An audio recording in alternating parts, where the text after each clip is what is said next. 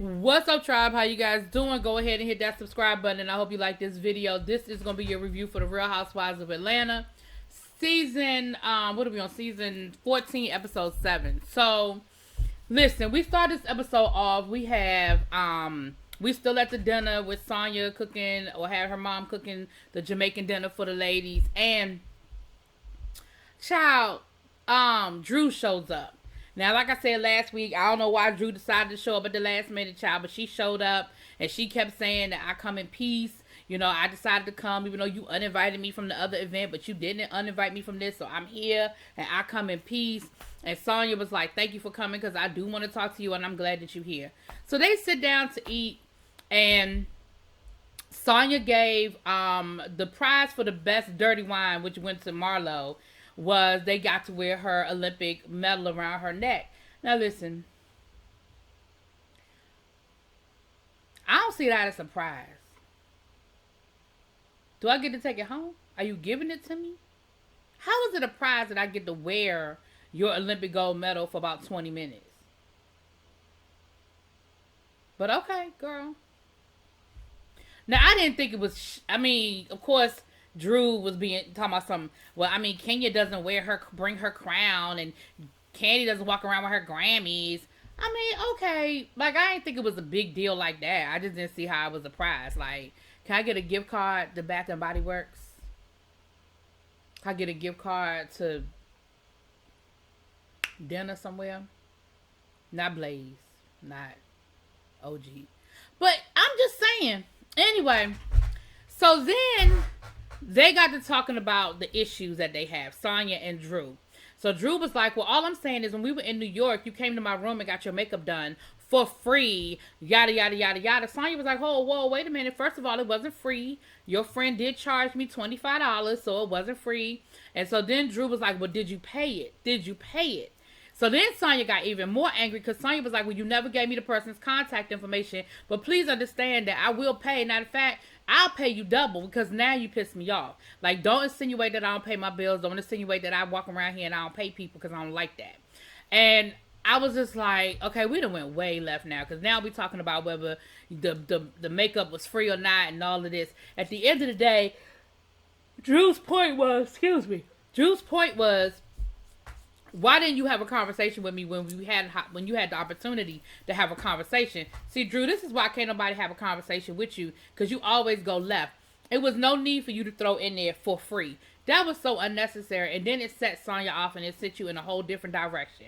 So Sonya was like, you really irritate me right now because I'm trying to have this conversation with you, and now you bringing in stuff that don't have nothing to do with this. You went way left, and it didn't have to go that way. So then Drew gonna say, well, I'm just saying, I just feel like, if you uninvited me from the photo shoot, which really bothered me, like that was very hurtful. She said, honestly, I just feel like you're a clout chaser. Oh, what she say that for? Sonya was like, clout chasing off of who? You?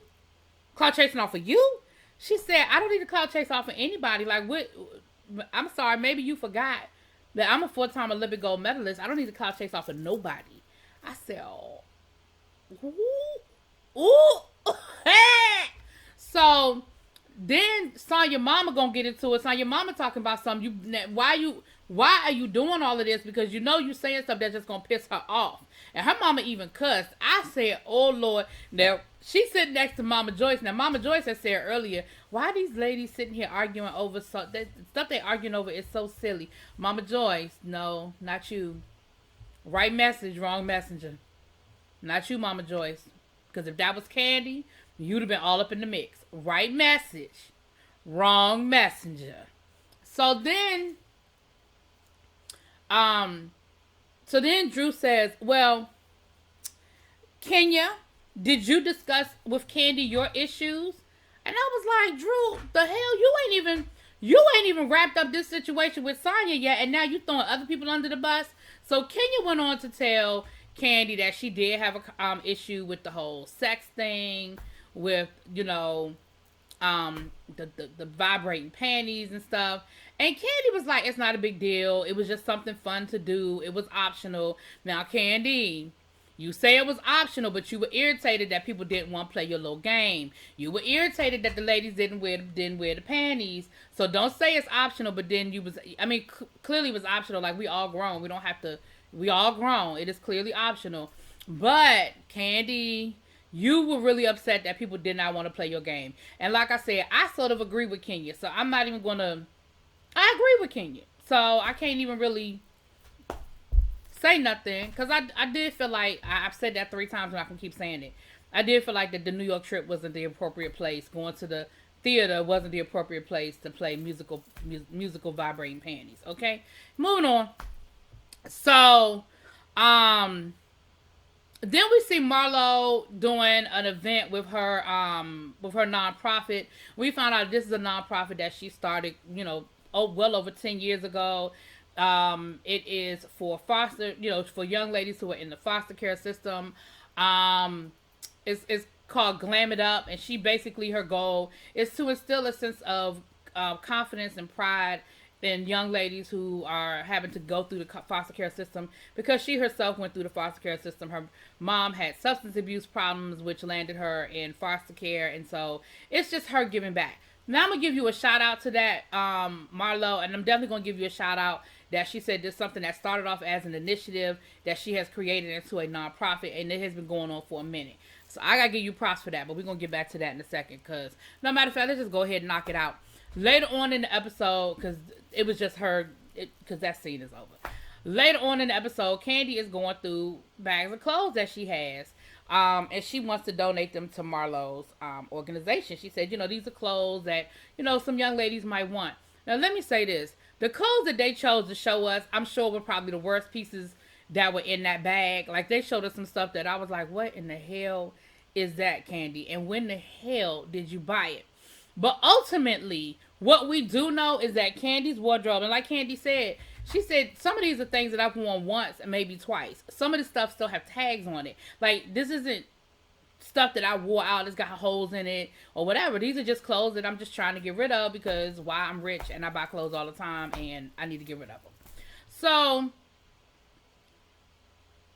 she calls up Marlo about making a donation, and Marlo was like, I don't give my girls used clothes. I mean, when I was in the foster care system, that was something that I used to get on, I used to get made fun of. I used to get picked on about having hand-me-downs. I don't give my ladies hand-me-downs. That's not what we do here. Kandi was like, all right then, well, okay, like, my bad, I wasn't trying to offend you. And like Kandi said, now listen, let's be clear. Kandi is probably 80 to 90% of the stuff that was in that bag probably had only been worn once or twice. And like she said, probably some of it still had tags on it. And it was probably some sort of label. We know that. We know it ain't nothing that came off of, now probably some of it came from her Tags boutique. Okay, But even then, it's cute stuff. Now, my thing is this. I understand what Marlo is saying about wanting to instill, you don't want the kids feeling like they got to wear the hand-me-downs and going through garbage bags. But how about this? You don't have to present it to them that way. How about you take what Kandi gave you, and maybe some of your other rich friends who have high-end clothing, you take you have your volunteers go through it, find the stuff that's the most age-appropriate for your young ladies, because all of these are women, young ladies that are still in the system, so we're talking about teenagers, because some of that stuff probably isn't even age-appropriate. Take out the stuff that's not age-appropriate, and you put it on rolling racks, you take it to the dry cleaners, you get it ironed, you put it on rolling racks, and you present it to the ladies. I bet you they would take it, because I promise you're going to have some Polo, some Prada, some Gucci, some Louis, some Fendi. And again, even if it's stuff that just came from a really nice boutique, it's quality and it's nice. I don't see what the problem is. Then when you say you want to instill confidence in them, confidence doesn't come from a designer label. That's part of the problem now. That's part of the reason why half of us, myself included, we spend 3 times the amount of something because it got a label on it. Because somewhere in our mind, pointing the finger at myself as I sit here with this nice polo on me, we have convinced ourselves that it's better. I could probably get this same t-shirt for 3 times less than what I paid for it, right? I understand that. I get that. So we're instilling that in them, that this is something that they have to do, and they don't. Anyway, would I take a bunch of garbage bags to the young ladies? No, I wouldn't. Would I accept donations from people who I know have nice clothing? Yes, I would. And for you to get an attitude with Candy, like, how dare she want to donate? Like, how dare she insult us like that? Girl, bye. Hell, I take some garbage bags from Candy, and I probably can't even. Well, I ain't gonna say probably. I know I can't wear nothing Candy got. I take the garbage bags from Candy. Okay, girl, stop it. Anyway, Candy could probably take the same stuff she had in them bags and go take it to one of those consignment shops, those high-end consignment shops, and probably make half their money back that she spent on that stuff. That's what half the celebrities do anyway. They resell the shit at the consignment shops to us. Anyway, moving on. So after she got done with her charity event, she's on the phone with Drew, getting the update on what what she missed, and of course they're talking about Sonya and Kenya being sick. I mean, they just rehashing it. Marlo's still being shady about whether Kenya was really sick or not. They going through all of that or whatever. So then we see Sheree meet with her life coach. I mean her life coach, her whatever. Listen, first of all, her life coach name is Jack Daniels. Now, honestly, you had me at Jack Daniels because y'all know how I feel about Jack Daniels. But, sir, your name is Jack Daniels. So when Sheree asked you what you wanted to drink, your answer was supposed to be, should I have to tell you? Like, it should just be implied that wherever you go, there's a glass of Jack Daniels waiting for you. Whether you drink it or not, sir, whether you drink it or not, your name is Jack Daniels. Second of all, they're sitting there giving Kenya, giving Sheree, talking to Sheree about what happened with, she's telling him about what happened with Tyrone up to the Philadelphia and stuff. And of course, he acted like he never heard the story. He didn't know what was going on. But ultimately, he told her the same thing everybody else and told her, like, listen. People say a whole lot of stuff when they in jail and they don't have no other option. When they looking at four walls, a hot and a cot, right? When all they have in front of them is what is the next step.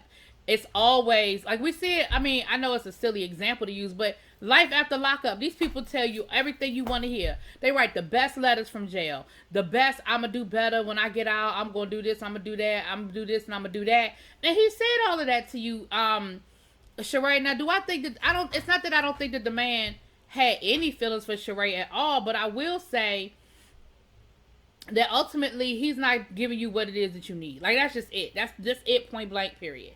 So then the man said, well, are you done with him? And of course, she hesitated. He was like, He said, listen, this is what I feel like you need to do. What I feel like you need to do is take some time for you. What is it that truly makes you happy? Sheree gonna say, She by Sheree. How She by Sheree make you happy? It's nothing. It's not. It doesn't exist. It's not. It's not there. That's like somebody telling me what makes you happy. My private jet. I don't have one. There's no private jet there. How does it make me happy? I don't. It's the idea of one day being able to fly on a private jet? Probably. But is it the fact that I actually have a private jet? No.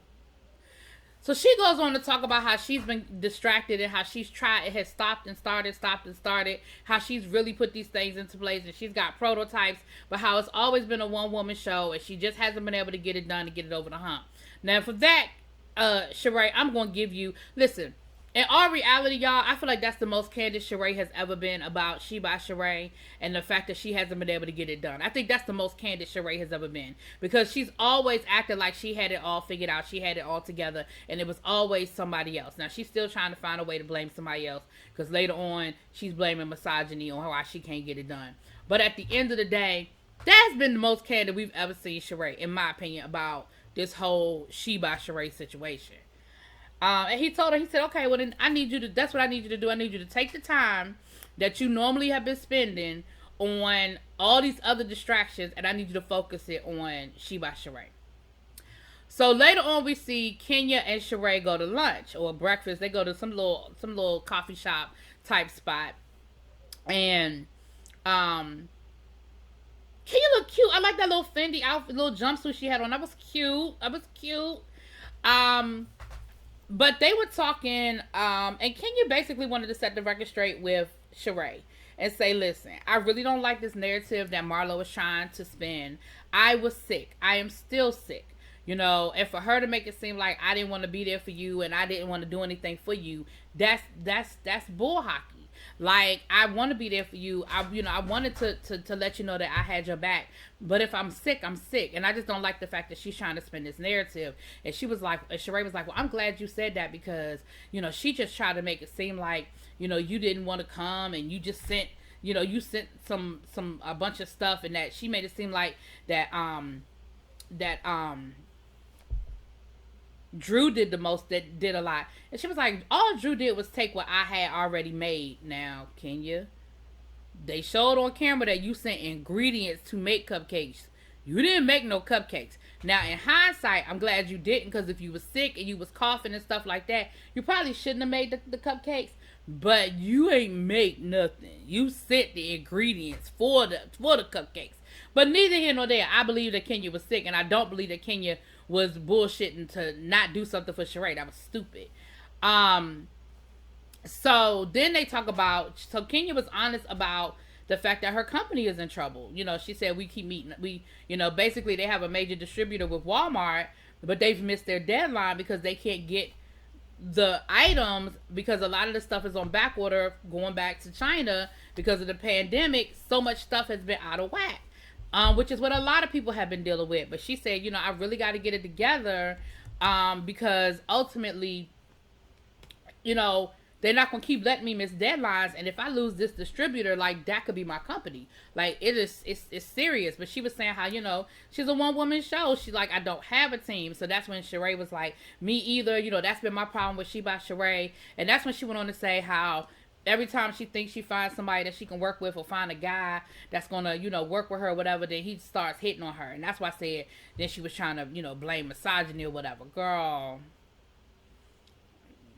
Kenya said, you just got to be firm. You got to put your foot down about some things. So then they decide that they're going to, they want to have like a sister's lunch to try to bring everybody back together, child. Recalibrate, reset, okay? Now, Kandi is on her way to LA to work on a TV show where she play a lesbian. Now, Kandi, this is the second time you done played a lesbian. Is this a habit we gonna make? Or is this the same character? Because I know it was on The Chi. Maybe it's the same character. I don't know. Because The Chi is coming back. So maybe it's the same character. Anyway, so the ladies get together for their little lunch. Now, Sonya and Drew get there first, and it is awkward as hell. Like, they do give each other a hug, but they just sitting there, child. It's awkward as hell. They just sitting there. Marlo shows up, but Marlo lets us know that she has to leave to make a phone call. Her sister, I'm gonna just go ahead and knock this out. We're gonna finish up with the brunch. Her sister is in jail on a traffic violation, but because of the mental issues, the judge is not releasing her. Her sister wants to go to an outpatient treatment, but the judge feels like she needs inpatient treatment, and if she won't agree to it, basically she's just gonna have to sit in jail until she gets her serves out her sentence. So I guess the lawyers decided that maybe it would be a good idea if the boys will call their mother and try to convince their mom to go to the inpatient treatment, because that's what she really needs. And with the holidays coming up, because of course this was in the fall, they could say, listen, if you're in an inpatient treatment, then I can bring the boys down. They can come and visit, yada, yada, yada.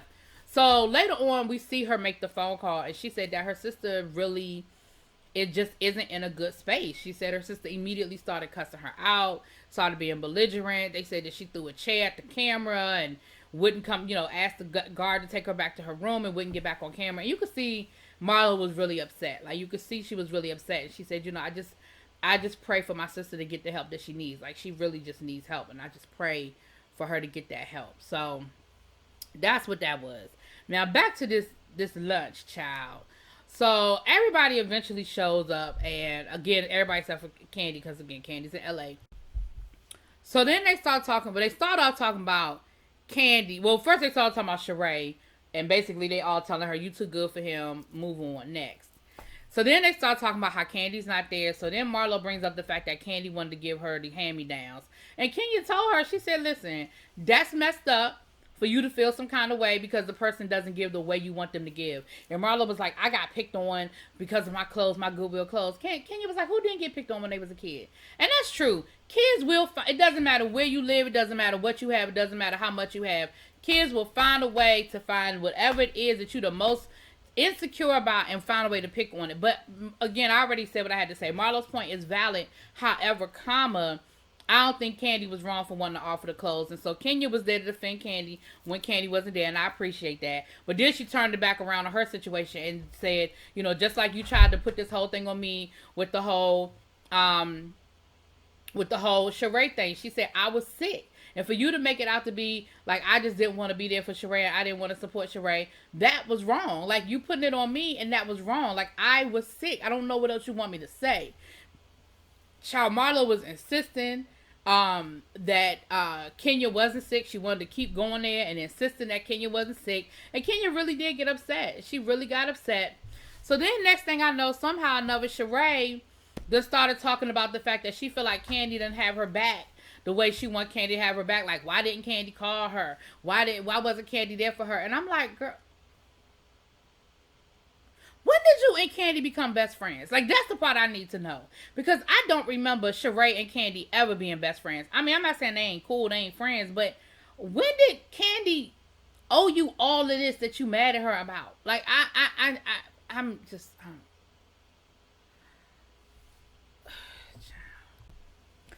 So then Sonya says, well, I feel bad that I excluded Sheree and Marlo from my photo shoot. So I do have a partnership with Nike, and we're going to be going up to Portland. You know, I want to invite you guys up to Portland to come to Nike with me. So of course they were excited about that, and Drew was like, oh, that doesn't include me. She was like, girl, me and you still got problems, so no, that's not you. She was like, oh, okay, so you just invite me and uninvite me. Okay, all right, so that's what it is. Okay, fine. And I was like, girl. So, child, they get to arguing back and forth, and once again, this whole thing about her not paying her bill comes up, and to the point where the ladies done pulled them apart, and Sheree standing in the middle.